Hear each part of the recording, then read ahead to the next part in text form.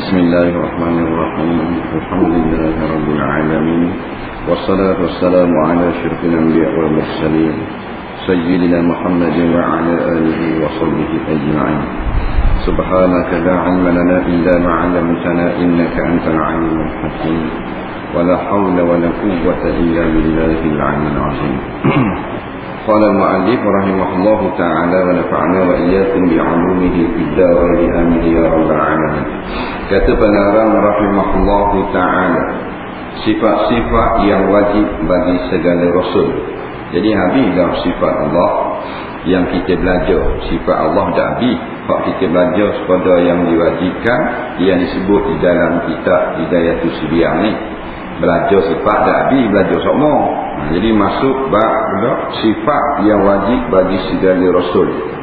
Jadi bila tujuan kita kenal sifat rasul ni supaya kita beriman kepada rasul, supaya kuat keyakinan kita kepada rasul, supaya tidak ada benda yang boleh mengganggu gugat kepercayaan kita kepada rasul, dan supaya keyakinan kita kepada rasul mengatasi pemimpin-pemimpin yang lain yang ada di atas muka bumi. Itu tujuan mengenal sifat-sifat rasul.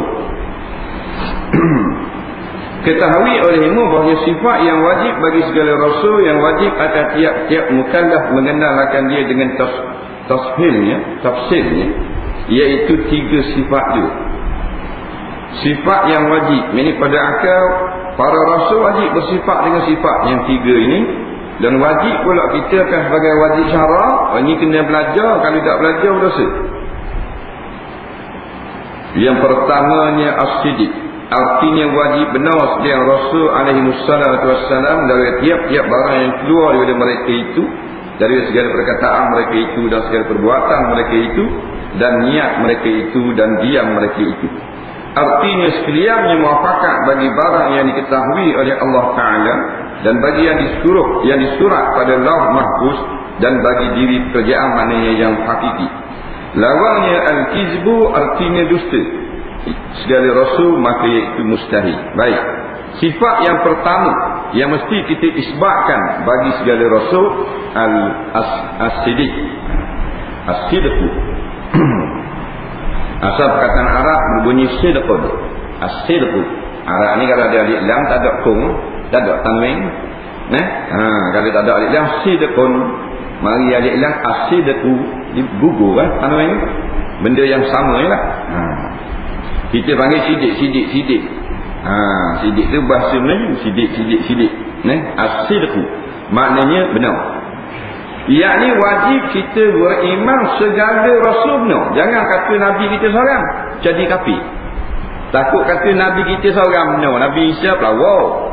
Takut gitu. Sebab lawang bagi benar ni dusta. Dusta ni bahasa Kuala Lumpur, dia pelawak, lebong. Semua rasul. Rasul hak Allah lantik, hak manusia lantik, tu pelawak tu. Ada juga rasul, tu orang lantik je. Tu pelawak.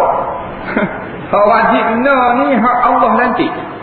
Tanpa pilihan raya, tanpa jawatan apa-apa daripada manusia, Allah pilih. Tu yang benar.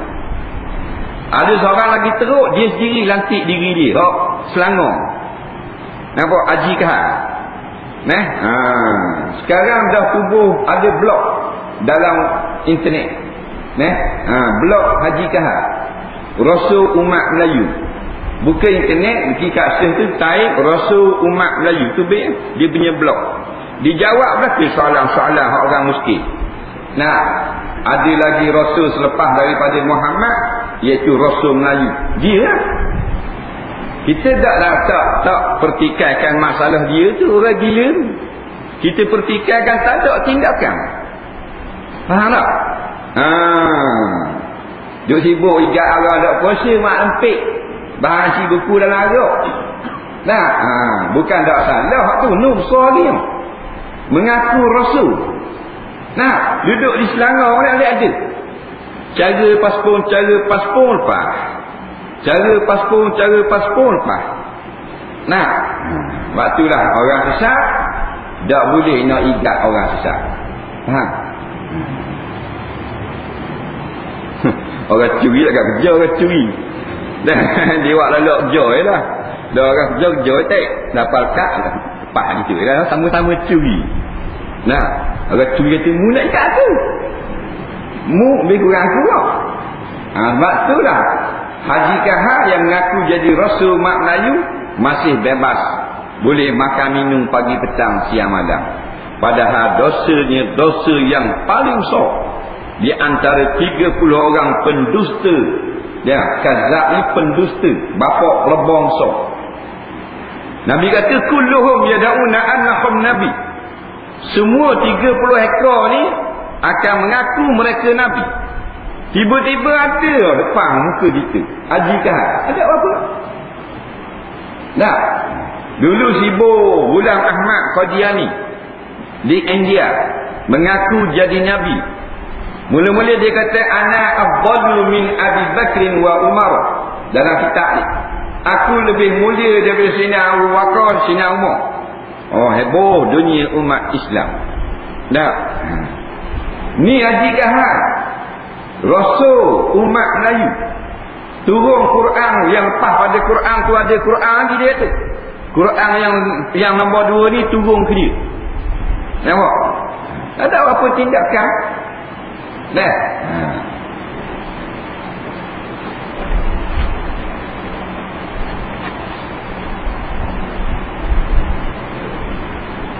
Jadi semua rasul yang diutuskan oleh Allah adalah benar belaka. Benar apa yang benarnya?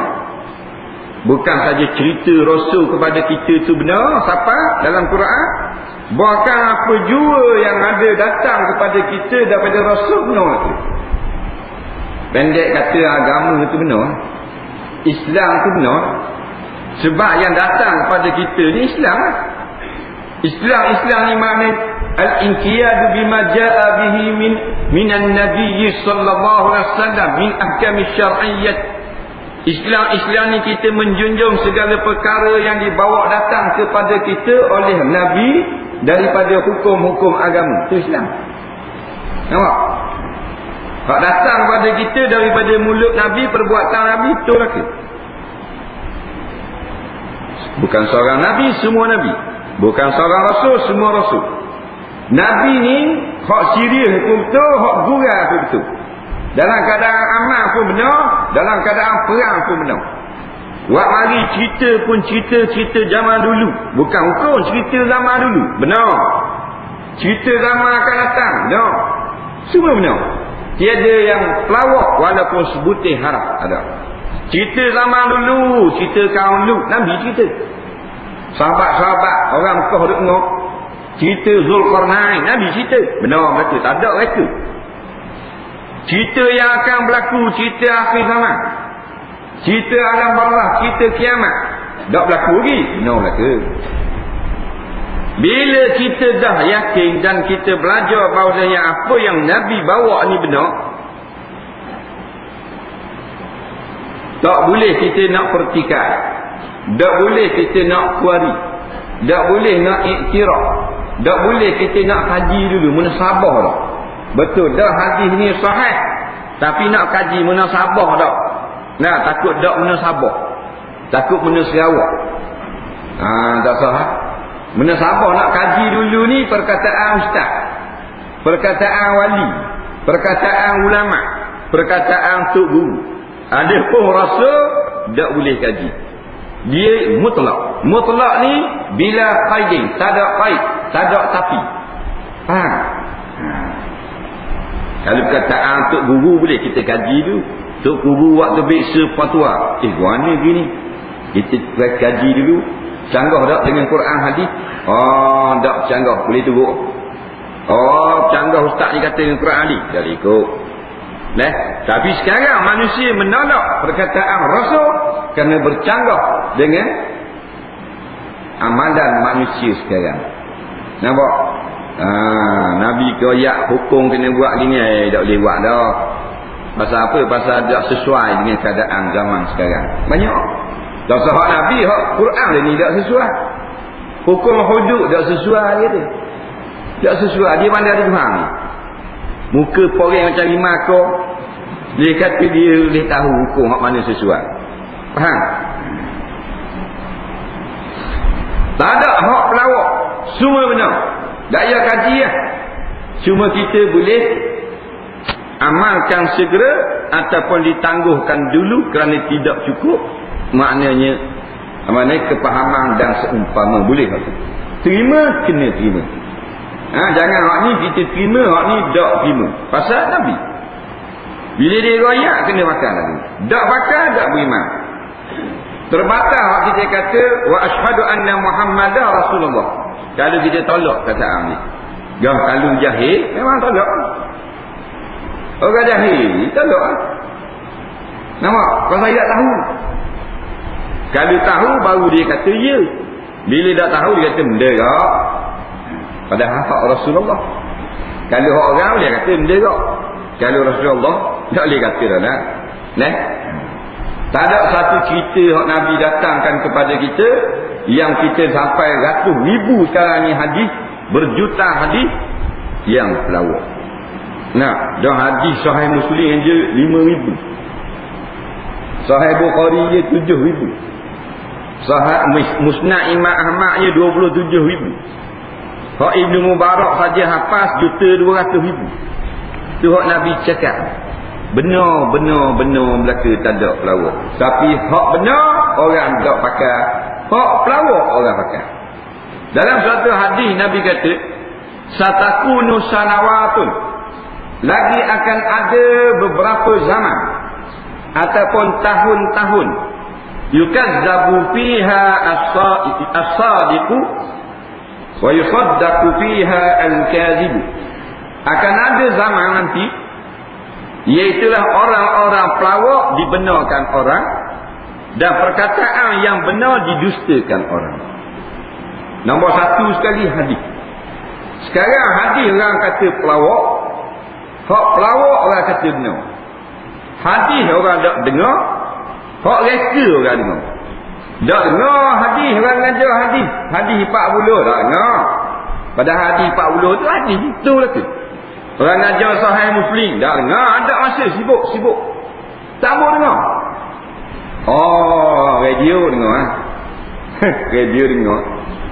Nak 7 lagu hari raya. Ayah haji 7 lagu. Nak awak kau ni dia batu bengong. Hadis Muslim ni orang ajar mana lebih dengan radio. Hadis 40 tu tok guru main ngajar mana benar dengan radio. Dah tengok mana orang ramai. Hak dengar hadis Muslim tak main ngajar 4 orang.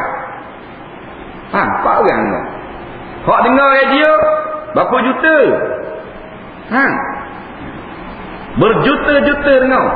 Tak dengar tak boleh. Tak padang spekar duduk jauh. Sombak dalam depan telinga spekar. Orang nak dengar benda pelawak. Dah lagu pelawak tak betul. Aku cinta kamu, kamu cinta aku. Dia main gitu mampu bahang tanah gitu. Tak boleh kata. Mana benda pelawak. Maka gitu tak cerita Quran. Cerita betul. Tapi yukazzabu fiha sadiqu. Orang anggap cerita pelawak. Wa yusaddaqu fiha al-kadhibu. Orang ambil cerita pelawak sebagai benar. Dalil tak dengar cerita Quran, dengar drama. Tak dengar cerita hadis. Kisah 7 orang pemuda dalam gua. 3 orang pemuda. Kisah wali Allah di zaman Bani Israel. Tak tengok cerita tu dalam hadis. Tengok cerita clean. Faham? Tak pernah pasang bersekali pun. Hadis 40. Labu-labi 18 kali pasang. Pasal apa? Pasal kepala khatak. Jadi benda yang pelawak. Nak dengar, nak tengok. Benda benar tak boleh dengar. Gitu je. Boleh tahan kira dia ni. Pakai tolak teguh ulama'-ulama'. Kalau hak pelawak cakap ni 15 mikrofon depan 30. TV 1, TV 2, 3 suku, TV 8. TV 9, TV 20, TV 800. 50 mikrofon. Tok guru mikrofon nak ngajar. Akhir zaman.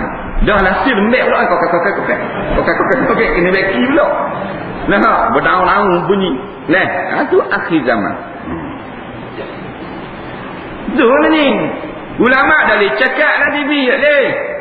Kalau nak cakap boleh, jangan store masalah isu semasa. Nak cerita bab tayamum boleh kan?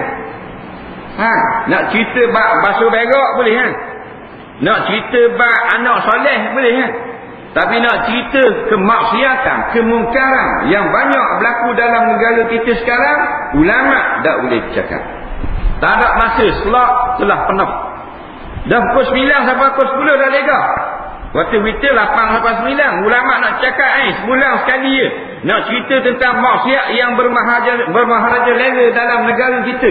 Nak ambil sejam ni, setelah sebulan. Pukul 9 sampai pukul 10. Orang TV kata tak boleh, slot dia ada dah. Siapa pula ngajar? Syahrul Khan. Faham? Michael Lenturok nak menyanyi. Hak pelawak boleh masuk. Hak nak cakap betul tak boleh. Ni lah zamannya. Satakunu sanaratu.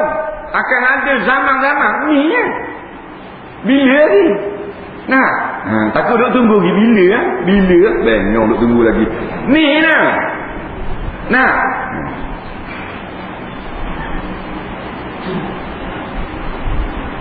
Maka apabila pemimpin yang bernama para rasul ini benar, wajib benar, maka mustahilah berlakunya penipuan. Lawannya tipu, iaitu sifat kita. Pemimpin lain pada rasul tipu. Faham? Ada kali benar, ada kali tipu. Sebab apa? Sebab yang lantik penipu juga. Allah Ta'ala bukan penipu. Allah Ta'ala Tuhan yang benar, yang berkata benar. Maka rasul yang dilantik juga benar. Kita ni pelawak, bapak pak bom, maka hak kita latih belabang juga. Dah sama tahap dengan kita lah.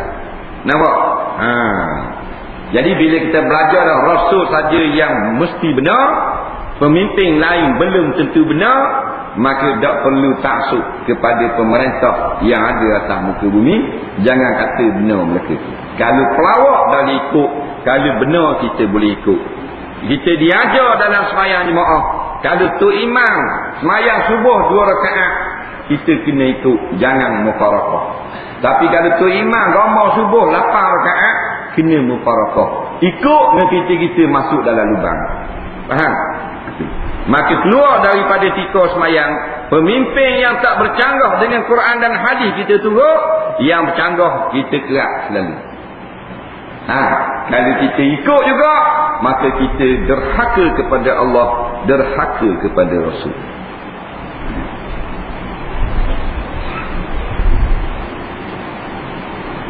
Yang keduanya al-amanah. Artinya wajib kepercayaan sekalian Rasul.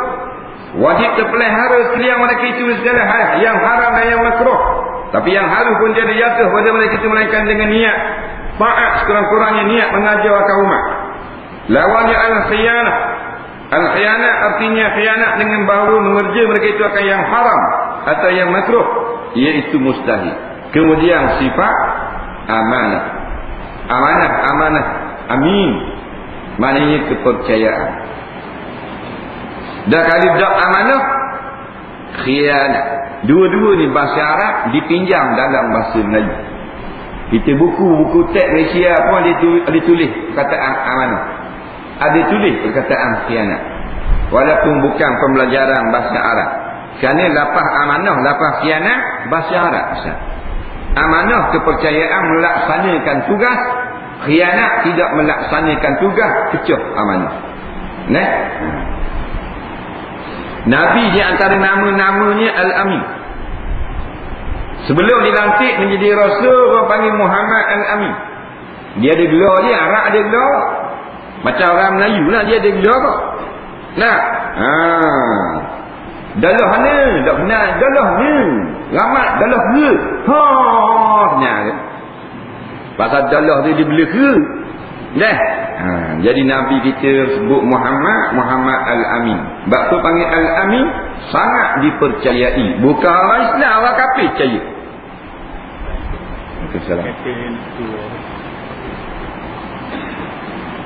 Kereta TAB 6534 kancil mengganggu lalu lintas.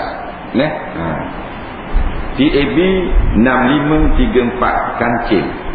Alih sikit, jangan balik. Ada makan lagi. Petang garang makan.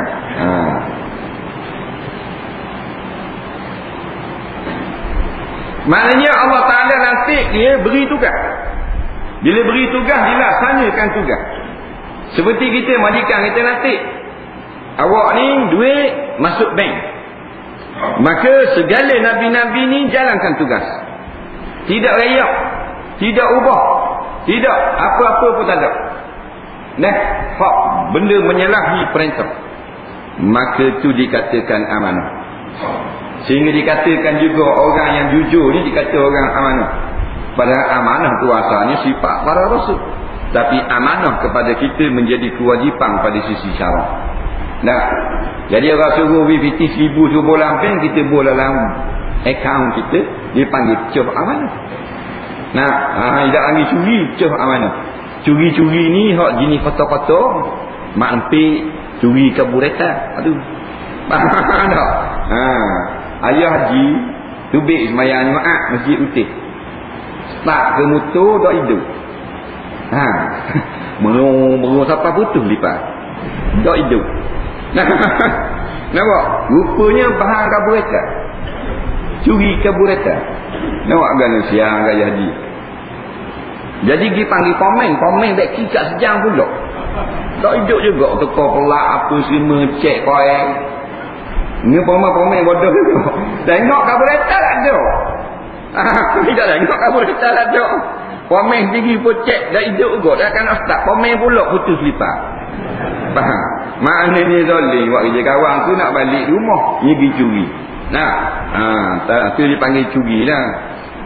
Kalau orang high level dia panggil cah amanah. Dia tak panggil curi tu. Kabureta 300 setengah, onu 3 juta, tak ambil curi, kau nak bunyi curi, cah amanah. Sebab tu curi Nescopi telur naute J 3 bulan, pecah amanah 6 juta J sekali hari. Pasal apa J sikit dah dia besar. Undang-undang manusia. Sebab tu manusia ni tak boleh hukum Tuhan. Sebab hukum Tuhan tak pulang pun dah, tak pulang untung. Kalau kita langgar orang, patah kaki, dalam undang-undang Islam qisas, kita kena bayar kepada tuan punya tubuh. Mahkamah tetapkan 30,000. 30,000 bayar kepada tuan hak patah kaki. Undang-undang kita sekarang ciptaan manusia bayar 30,000 kepada kerajaan. Dah tuan punya kaki cari sendiri. Mudah boleh sekepeh tu. Nampak? Sebab tu ditambah undang-undang Islam kerana merugikan dia. Faham tak dia? Pembunuh yang dimaafkan oleh waris kena bayar dia kepada waris. Umpamanya 100,000, tak cukup pitih nak bayar, kena kerja potong gaji. Gaji hak dipotong dibayar kepada waris. Dalam undang-undang manusia sekarang bayar kepada mahkamah.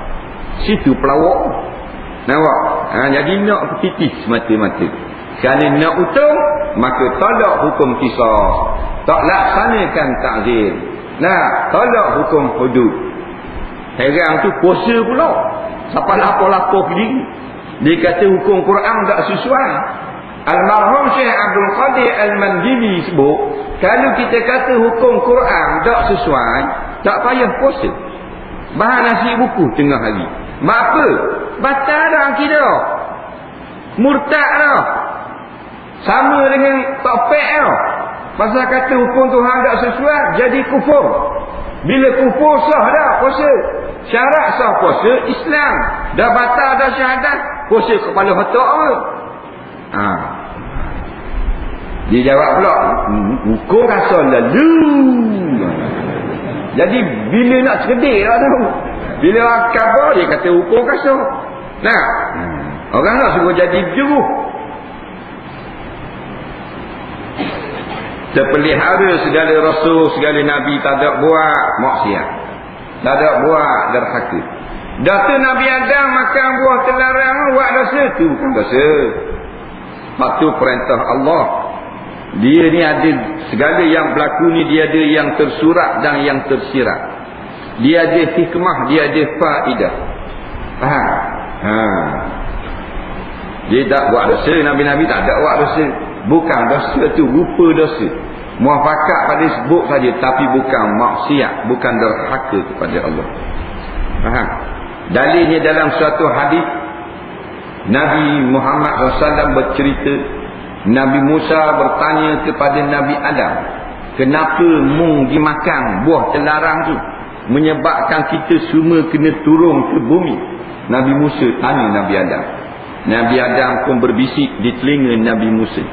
Jawab. Bila dengar bisikan jawapan Nabi Adam, Nabi Musa kata, oh gitu, kalau aku jadi mu, aku bahang parok padamu tu. Tengok. Tak puas hati tanya Nabi Musa bila-bila. Faham? Tu hakikat. Kalau tak makan, kita tak ada pastinya. Sebab Tuhan sebut dah, inni ja'ilun fil ardi khalifah. Aku nak turunkan manusia ke bumi menjadi khalifah.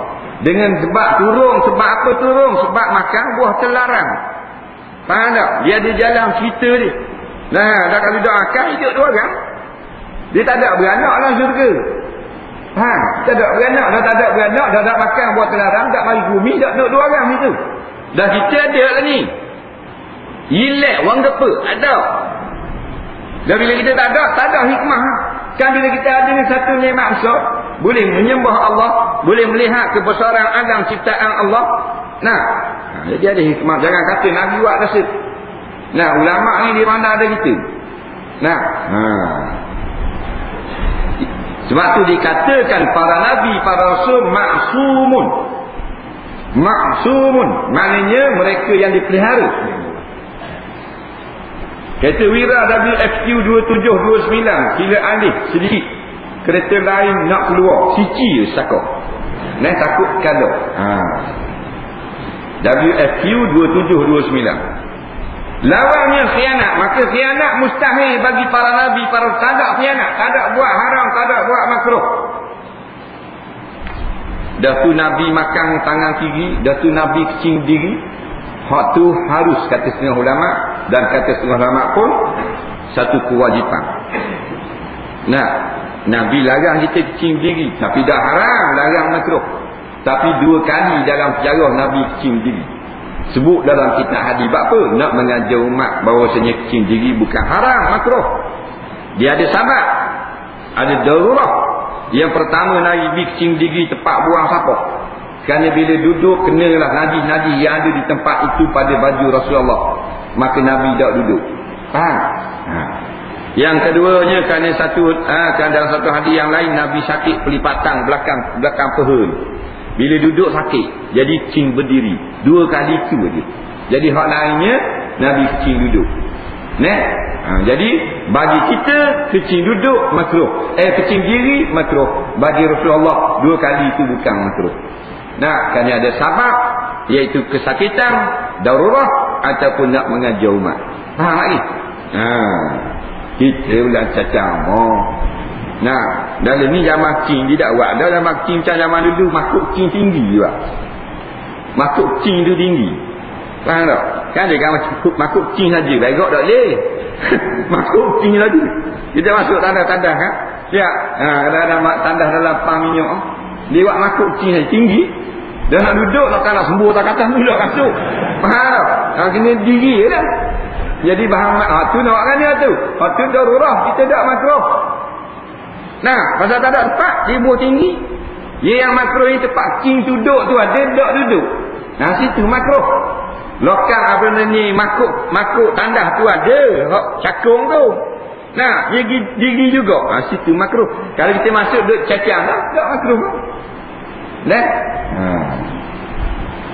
Kalau pasal berhenti mutu, tengok kanan, tengok kiri, buat klik-klik mata. Lepas tu tutup zip, bumbung. Jadi macam kabur lelek-lelek. Tak basuh, tak apa dekat sana. Kalau jenis luar, mayat huruf lagi, jengkreng. Tanazzahu anil bauli fa inna ta'azabil qabri minhu. Tolong basuh, sucilah kecing ni. Nabi kata, kerana ramai yang kena azab dalam kubur, kecing. Air kecing kena di peha, air kecing kena di seluar dalam, pakai gemuk, pakai semayang. Tak. Yang kita heran tu tak boleh bawa kain plekat kerja jabat. Tak.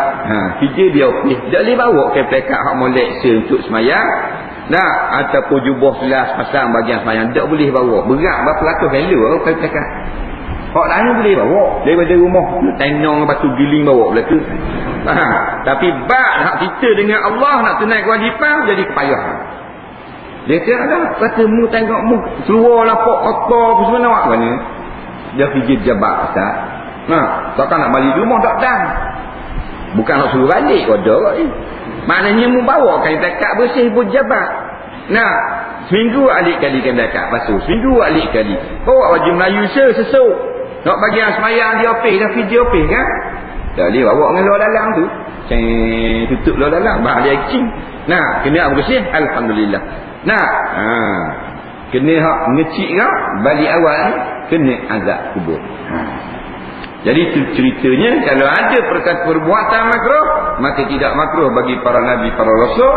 Kerana para nabi, para rasul, dia punya ibadah khususiyah. Dia punya perbuatan khususiyah. Dia berbeza dengan kita. Macam solat duha dengan solat witir. Wajib bagi para nabi, kita sunat. Nampak? Bersugi kata setengah ulama, nabi-nabi wajib, kita sunat. Dah. Dia dah semua hukum yang sama dengan kita. Nabi bangun tidur, tak batal wudu. Kita tak tidur, batal dah waktu lepas. Dah. Dia tengok Nabi bangun tidur dalam hadis tak ambil wuduk. Dia faham bangun tidur tak ambil wuduk. Orang sebelum mengaji tak boleh beli buku hadis baca diri. Babah kita takkan jadi alim, kena belajar. Nabi tidur tak batal wuduk. Kita tidur batal. Dalilnya seorang sahabat dia tengok Nabi bangun tidur terus semayang. Dia tegur Nabi. Ya Rasulullah, engkau telah bersabda itu. Al-ainani wika usahi faman nama falyatawadda. Dulu mu kata siapa yang tidur wajib kena ambil wudu. Dah mu mana tidur dah ambil wudu? Orang tanya Nabi. Padahal Nabi pemimpin paling agung di atas muka bumi pada masa itu. Bukan pemimpin Arab Saudi bukan. Bukan Perdana Menteri Malaysia. Pemimpin paling agung. Orang boleh tanya Nabi tak marah. Leni kalau kita tanya gitu. ISA.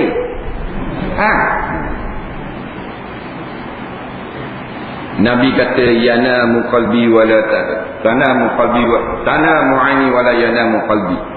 Dua mata para nabi itu tidur tetapi hati mereka tidak tidur. Maksudnya para rasul, para nabi tak sama macam kita. Kita bila tidur hati kita pun tidur juga. Nabi tidur mata saja yang rehat, hati tidak pernah berehat daripada ingat kepada Allah. Tak boleh nak siah.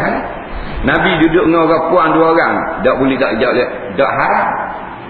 Dua orang puan, Nabi duduk dengan orang puan, tak haram, tak keluar. Kita haram tak boleh. Tak bukan mahram. Nabi tak pasal apa? Pasal tak ada gangguan syaitan. Syaitan nak ganggu tak ada. Bersih dah jiwa hati Nabi 2 kali. Dengan air zam-zam belah dada. Operation dah. Tak ada gangguan syaitan. Kita ada gangguan syaitan. Duduk 2 orang dengan orang puan jadi pasien lain tadi. Saya kata mak empik tu imam nerak dulu. Kalau duduk 2 orang dengan awet tengah malam tak ada orang tengok. Nabi tak jadi benda dosa. Tak jadi maksiat. Tak. Ada pula orang pertikah. Nabi kuat kok dia kata nafsu tu nikah ramai. Bodoh. Kalau orang kuat nafsu ini nikah orang anak budak-budak, anak dara belaka. Isteri Nabi 11 orang. Seorang saja budak-budak, hak lain tua dak buat cetong belaka. Sedangkan Nabi pemimpin agung seluruh dunia.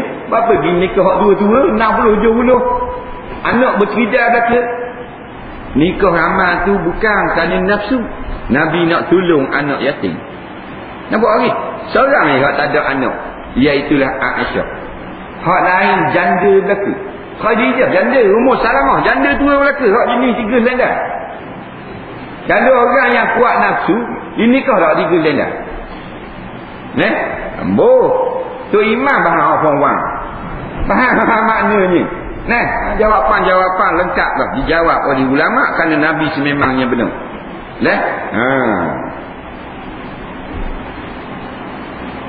Kemudian yang ketiganya at-tabligh, artinya menyampaikan oleh sekalian Rasul akan barang yang disuruh sekalian mereka itu menyampaikan dia bagi umat sekalian umat ni. Lawannya al-kitman, artinya menyembunyikan sekalian mereka itu akan barang yang tersebut itu mustahil. Baik. Yang ketiganya sifat tabligh. Tabligh bahasa Arab ballagha yuballighu tabligh, maknanya menyampaikan sesuatu. Maksudnya para nabi, para rasul menyampaikan wahyu kepada kita. Allah sampaikan, turunkan pada para nabi sampaikan kepada kita. Sebab itulah orang-orang kafir akan diazab di akhirat nanti, kerana wahyu telah sampai kepada mereka. Kerana Islam telah sampai ke seluruh dunia. Nampak? Dengan apa dapat? Dengan sebab Nabi ini bersifat tabligh. Kalau Nabi menyembunyi, maka hukum tak dapat. Macam kita ni, ilmu yang kita belajar, kita sampaikan kepada orang kampung. Tabligh ni lagi. Dan tak mesti ilmu tu banyak. Sepatah saja tabligh. Dari dalil ni Nabi kata balighu anni walau ayatan. Balighu tu tabligh. Balighu fi'il amal. Faham? Baligh untuk seorang. Kalau ramai, balighu, kamu semua tolong sampaikan anni, hak mau ambil dengar daripada aku, walau ayat, walaupun sepatah. Nampak? Menyampaikan perkara benar dipanggil tabligh. Nah, siapa yang menyampaikan agama, benda kebenaran, orang tu tabligh. Dia tidak, itu bukan tabligh. Yang buat tabligh tak, saya tak pergi ke bawah wujud. Hak tu lain. Hak tu jamaah ambil sempena nama. Hak ni lain ni sifat Nabi. Hak tu ambil sempena nama, jamaah tabligh. Jadi siapa juga yang menyampaikan apa yang benar kepada orang, dia tabligh. Faham lagi? Tak salah pakai serban, pakai topi sedul, dia pergi menyampaikan kebenaran dengan kawan-kawan dia sama-sama congek mutu. Dia tabligh tu. Tak salah pakai jubah, pakai luaji 502 pada kain. Tabligh juga dia panggil. Maknanya menyampaikan agama. Agama ni luas, menyampaikan cerita semayang, cerita puasa, cerita zakat. Halal haram. Itu tabligh. Comel. Tak syarat 3 hari. Tak syarat 40 hari. Tak syarat 4 bulan. Dah tu hak jamaah buat. Tak ada apa-apa, tu hak dia. Tapi nak kata itulah agama, tak boleh. Nampak? Tu tertib yang dibuat oleh jamaah masing-masing. Macam tiap-tiap jamaah dia ada adab dia. Dia ada tertib dia. Tapi bukanlah tabligh secara umum tu mesti 3 hari, 40 hari gitu, bukan. Hak tu hak jamaahnya. Kita buat jamaah kita tabligh 4 hari boleh, tak masalah. Kerana tak ada letak dalam agama. Tak salah kita kena keluar dengan jemaah hak siap-siap pakai jubah belaka baru nak panggil tabligh. Dah. Kita menyampaikan. Kerana ambil daripada perbuatan Nabi, tabligh. Benda siapa pada kita? Ni Islam. Dah orang kafir siapa dah Islam? Siapa tak mau ikut? Dengan MCA, MIC siapa dia Islam? Dia ikut. Nampak lagi? Jadi kalau tidak menyampaikan, hukumnya tidak benar. Mesti Nabi-Nabi menyampaikan. Dalilnya semua umat telah sampai agama langit. Datang pada orang Quraisy tak mau ikut. Datang pada orang Bani Israel, dia nak ikut. Dia beragamalah dia dengan agama yang benar. Sebab tu di akhirat nanti Allah tanya pada para nabi, adakah kamu semua telah menyampaikan? Maka jawab para nabi, kami telah menyampaikan. Sebab Allah kita ditanya. Sedangkan para nabi, para rasul memang bersifat dengan tabligh. Tak payah tanya, tak apa dah. Mana ada para nabi, para rasul menyembunyikan wahyu? Siapa belaka pada umat masing-masing? Tanya ni bukan nak pertikaikan nabi. Tanya ni nak mematikan hujah mereka-mereka yang telah menolak dakwah para rasul. Sebab takut kata tak tahu pun. Takut ramai jawab gitu lagi. Dah guana gini dulu dalam dia. Tak tahu pun. Tak tahu guana ni para nabi menyapa dah. Macam kita juga. Tak ada alasan tak tahu hukum. Sebab orang mengajar kata riti. Kata riti boleh pilih. Nak dengar tafsir, ni surat. Nak dengar akidah, ni surat ni pula. Nak dengar tajwid belajar, ni masjid ni. Nak dengar orang belajar kakak, surat ni. Boleh pilih. Tiba-tiba tak pergi juga. Jahil juga. Tak ada alasan. Lain kita duduk di kutub utara. Tak ada orang mari mengajar. Ada singa laut dengan anjing laut. Boleh kata umat yang dimaafkan pada syarak. Dah kita bukan kutub utara. Nampak? Berderu orang mengajar. Kita hadir tambung-tambung kedai. Dapat naik saran lepa. Tak ada orang nak bagi beli. Kereta pada muat gareh. 2 tir dah dalam gareh. Sutir buluh pula lalakan. Banyaknya kereta. Kita ada. Itu atas kita masing-masing. Nak beri alasan tak boleh. Dia kata kita banyak, kita maaf tak kita ni. Kita banyak tak pandai ni. Tengoklah ulama' berderu dah. Kan katanya Ibnu Ruslan dalam Matan Zubat, malam yakun ya'lamu za falyas'ali in lam yakun mu'alliman falyarhali. Jikalau kamu bukan alim, maka wajib kamu belajar agama. Kalau tidak ada orang alim nak mengajar, maka wajib kamu meninggalkan negeri kamu. Mana negeri kita ni kena tinggal. Kalau kita tak ada orang nak mengajar di Terengganu, kena hijrah duduk Kelantan, kena hijrah duduk di Selangor. Siapa gitu semua. Syekh Daud Fatani dengan Syekh Abdul Samad Al-Falimbani. Naik kapal layar Skoci pergi ke Mekah. Bukan kapal terbang 8 jam, 8 bulan. Kerana nak mengaji ilmu agama. Naik kapal layar. Tok kenali jalan kaki dari Kelantan. Nak jumpa dengan Haji Abdul Rahman Limbung di Paluh. Dengar khabar di Paluh ni, di Terengganu ni ada orang alim seorang. Nama Haji Abdul Rahman Limbung. Jalan kaki. Bukan naik kereta sewa tu kenali. Jalan kaki. Lalu ikut patah. Kita belah rumah orang ngajar. Tak layang tu. Tak layang. Orang belah rumah ngajar. Tak ada hal. Tak ada. Dikir kerja. Pagi tu baik cari makan ketara. Tak awak balik makanan. Pagi tu baik cari makan kedara, tak awak balik makanan. Orang ngajar dekat rumah ada sibuk. Lagi kat ni Tuan Guru Al-Fadil Maidin. Tu. Dia jawab tu, dia lagu bodoh tu. Duk ngaji dengan jaya. Tu. Ni 10 tak akhir pula.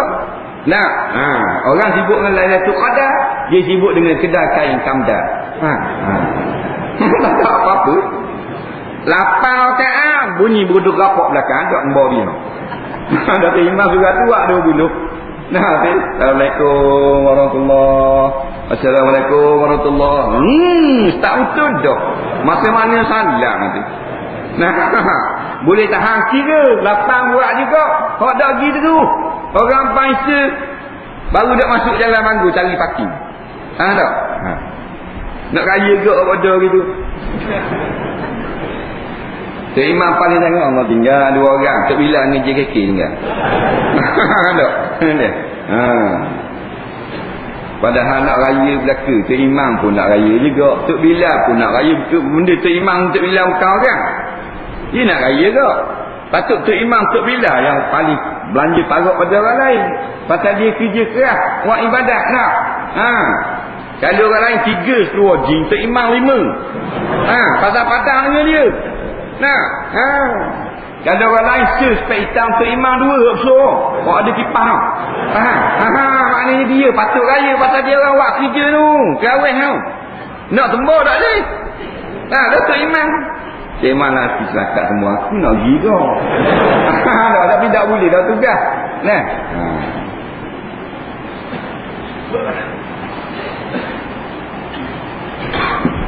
Ada pun tanda sidik. Wallahu a'lam. Kita ada 3 soalan begini.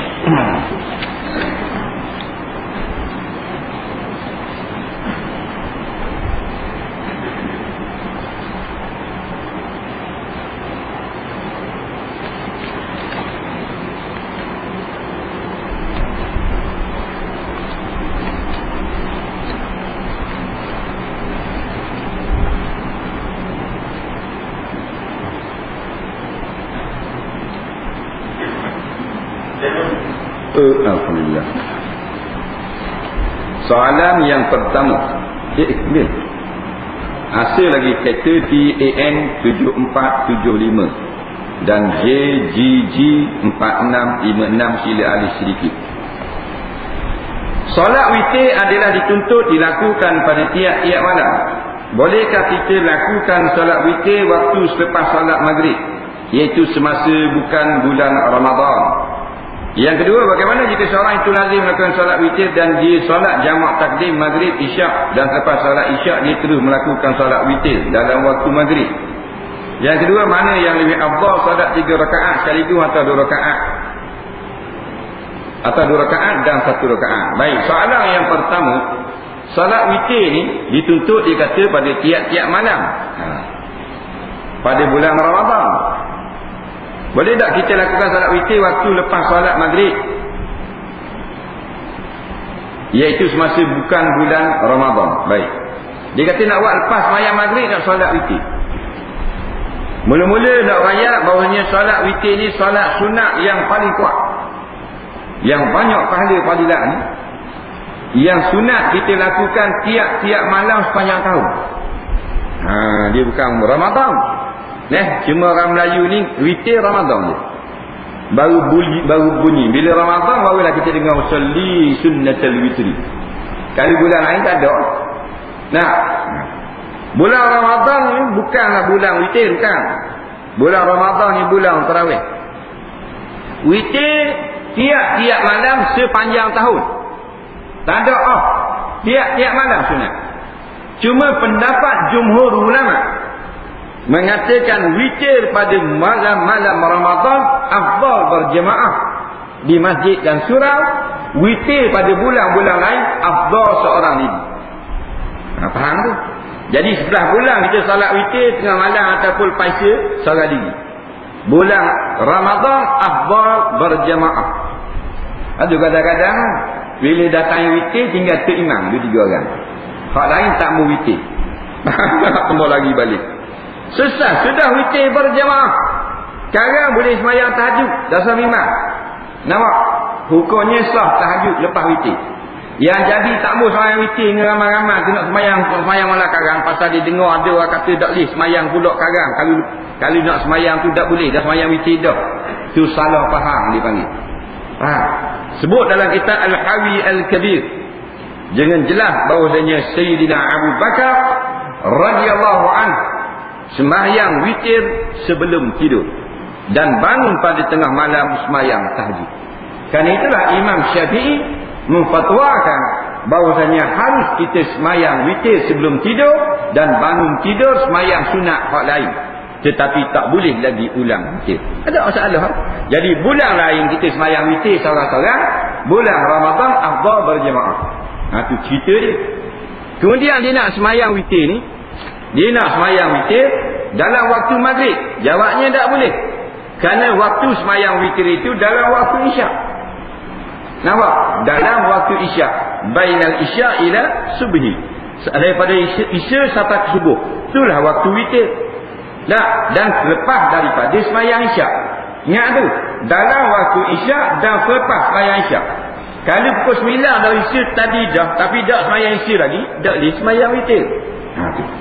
Kemudian persoalan yang kedua pula, kalau dia jamak takdim, sembahyang maghrib dengan isyak sekaligus dalam waktu maghrib, boleh tak sembahyang witir selepas sembahyang isyak?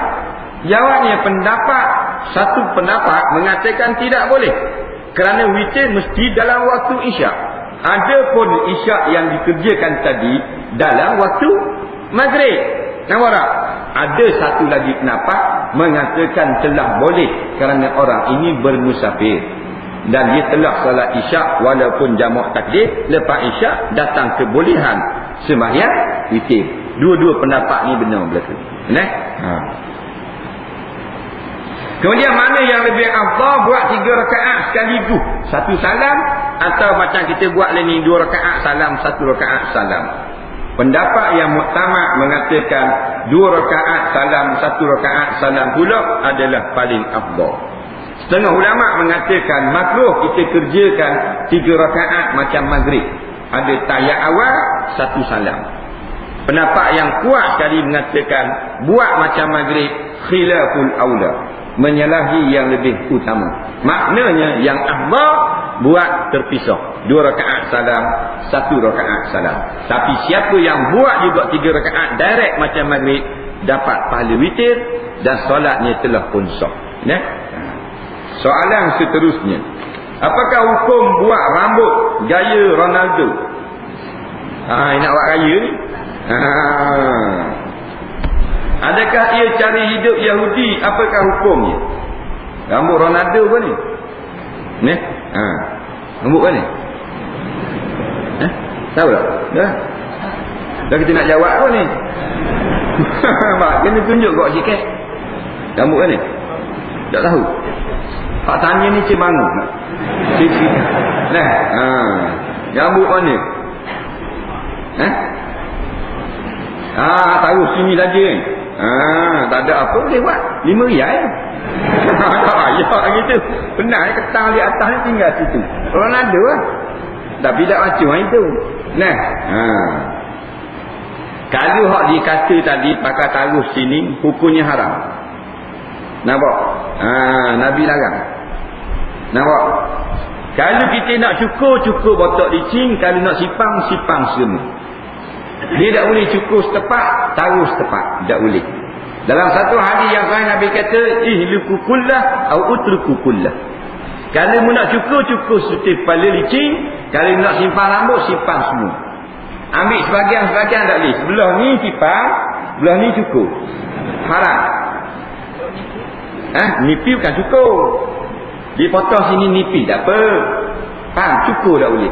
Dia cukur sini, cukur macam sini. Dia kan berdua dengan cukur sini. Ini panggil pesing dia ayang gila. Ni cukur sini, tepi ni cukur ni, tinggal atas ni balung. Ayang gila panggil. Faham tak? Itu haram. Tak Nabi kata terang tak? Nipi lain, kita nipi.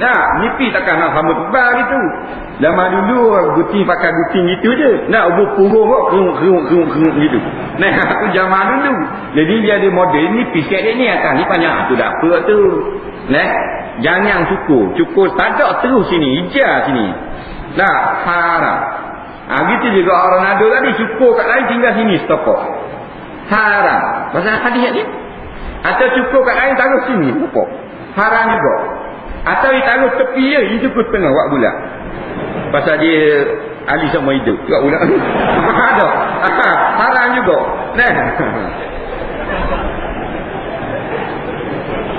Apakah hukum bercinta sebelum berkahwin? Jawabnya haram. Cuma ulama-ulama sebut haram. Ni bukan fatwa kita. Nampak? Doktor Harun Ding sebut dalam kitab dia haram. Ustaz Ismail kamu sebut haram. Almarhum Dr. Ishaq Baharun sebut haram. Tak boleh. Nampak? Kita boleh berkenalan. Berkenalan bukan bercinta. Bercinta haram. Sebab bercinta ni dia lara. Bercinta ni dia nafsu. Bercinta ni syahwat. Bercinta ni dia seronok. Bercinta ni lupa Allah. Sebab tu dia haram. Bercinta ni dia larang. Dia tak takat itu saja, dia akan ada. Daripada percakapan membuahkan perasaan ingin bertemu. Bila bertemu ingin perasaan pula untuk menyentuh. Nampak? Itu semua tu muqaddimatul zina belaka. Tapi dosa cek lah. Dosa besar zina tu. Tapi muqaddimah ni. Jadi Islam ni syaduz zara'i. Padahal kita keluar dengan orang kurang. Tak setuh pun. Tak ada lah maknanya. Warna masuk neraka ni boleh. Kita itu duduk dengan orang puan pi patah. Dah mujak zina dak, jamah pun tidak. Tak ada lah kena masuk neraka. Sebab jamah pun tak. Betul dia bawa orang puan pi patah. Betul dia bawa masuk dalam kereta orang puan tapi cakap saja. Dia pegang steering, yang puan pegang side mirror. Dia main gitu gosok. Tak. Dah ada stok, tak ada stok. Ada haram. Daklah masuk neraka. Dia apa haram kau? Dia kata haram juga. Haram juga tu pasal bila dua lagu tu dia mudah larang. Jadi nak tutup pintu kerosakan, haram sudah duduk 2 orang. Nampak? Kerak sudah. Betul lah 1000 pasangan yang keluar berduaan dalam gelap di rapatan. Ada 10 pasangan terselamat. Tak setuh duduk gitu betul benar itu. Dah apa kesal sikit dia pun kesal jauh. Tapi kalau hak 99% lagi jengkreng. Sungguh tak usah kata orang muda-muda. Tok Wila gigi tinggal seputung gigi. Boleh ni awet patah dalam gelak gitu nak oleh keluar kain Tok Wila. Jangan main sebab Tuhan cipta dah laki-laki bila ada perempuan orang lain tak ada ia jadi pasal lain. Nampak? Tidak apa ustaz pada halian. Dia kata gitu. Pasal Tuhan cipta lagu tu. Jadi tak boleh ikrar cipta ni tak boleh. Berkenalan dengan tujuan nak buat sebagai isteri dibenarkan syarak. Nak pergi tengok di rumah. Nak ambil jalan lagi nak ada hal mustahak nak pergi jabat agama nak pergi pukul gambar nak pergi pukul saya kasut cicing boleh. Boleh pergi ambil no? Tak nikah boleh. Kena ada mahram. Tak ada masalah. Bawa ayah dia sekali dalam kereta. Puan duduk belakang sebelah seat depan ayah. Boleh. Nak pergi mana? Nak pergi pukul gambar. Nak pergi ambil barang nikah boleh. Dua orang tak boleh. Nampak? Jadi berduaan hak kata berkeluar boleh. Tapi ada syaratnya. Kalau dah akan kereta pakai motor lelaki depan, puan duduk belakang tengah ayah. Boleh. Tapi tak mau ganda lah ayah duduk tengah. Nampak? Pasal apa? Pasal tak sedap. Ada orang tua jadi tak sedap. Tak sedap pasal niat lain. Kalau niat nak ambil gambar sungguh, nak pergi jabat sungguh, tak ada apa duduk tengah pun. Faham? Soalan seterusnya.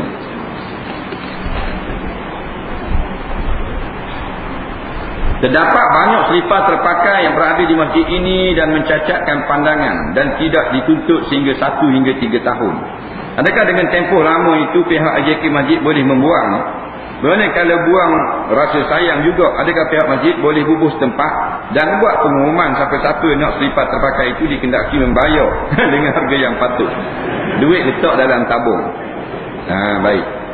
Jadi selipar-selipar lama kasut orang dah ambil ini, ulama kiaskan dengan benda sakafah, dengan barang hilang. Barang hilang ni pihak masjid kena umumkan dalam semayang Jumaat. Bukan dalam semayang lah, hari semayang Jumaat tu lah. Kan bahan dalam tayat awal pula.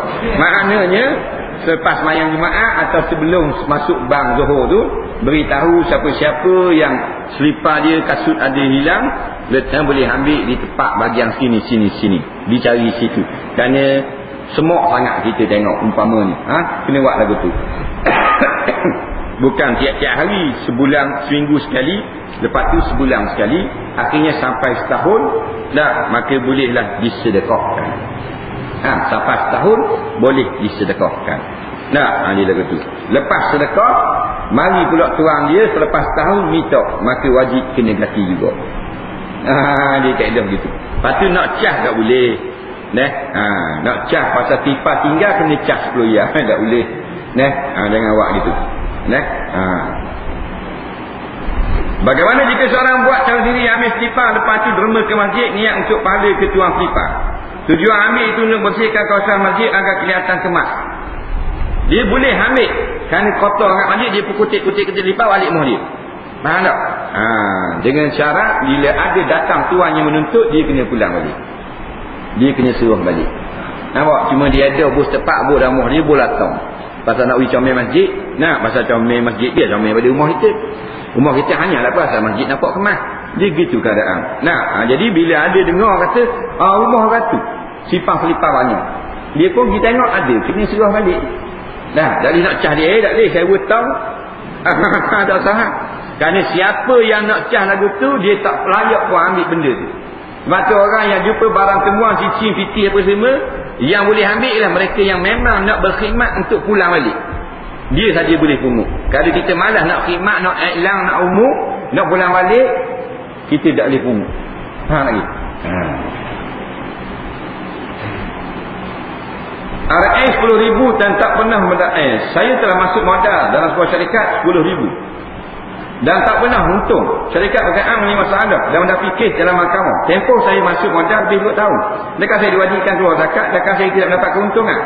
Bagaimana jika mahkamah menyerahkan syarikat berkenaan membayar balik modal kepada saya? Adakah nilai 10,000 itu dikenakan zakat? Kemudian kat JTK itu lanjutan hingga 4-5 tahun. Adakah saya diwajibkan keluar zakat atas 10,000 itu selama 5 tahun lepas saya memulahi modal saya semula? Dia sama dengan harta KWSP yang dipanggil sibih milik. Dah, sebab masuk dalam satu syarikat tu nak mampu.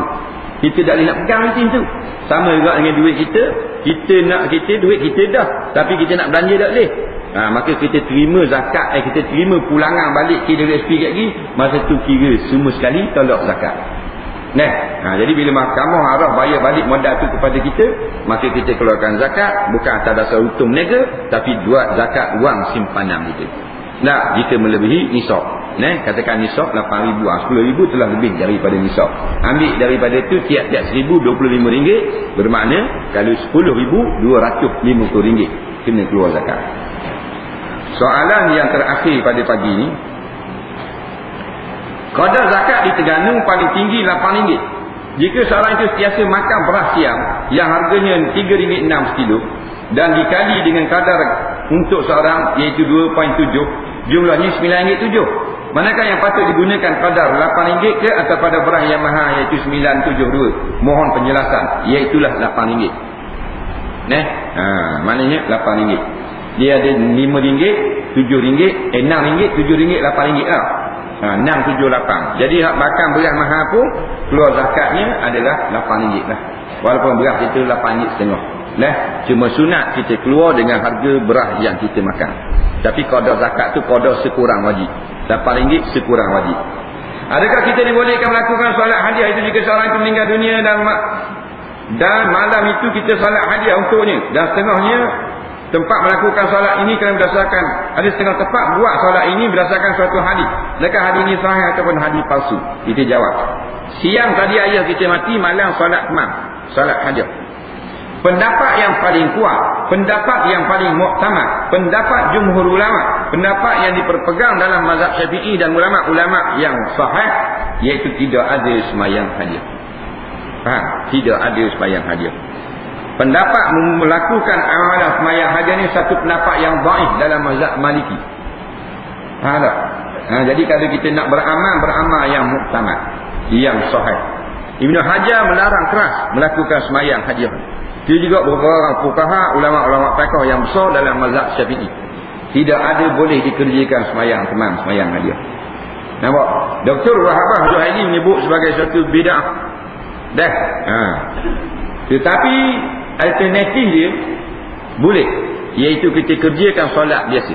Ayah kita mati, petang tak disipang, kita sembahyang maghrib, lepas sembahyang maghrib, lepas sembahyang sunat, kita hadiahkan pahala sembahyang maghrib dan sembahyang sunat kepada arwah sampai kepada si mati biiznillah, dengan izin Allah. Itu juga yang dipatuakan oleh Syekh Ali Jadul Haq, mantan Syekhul Azhar yang faham.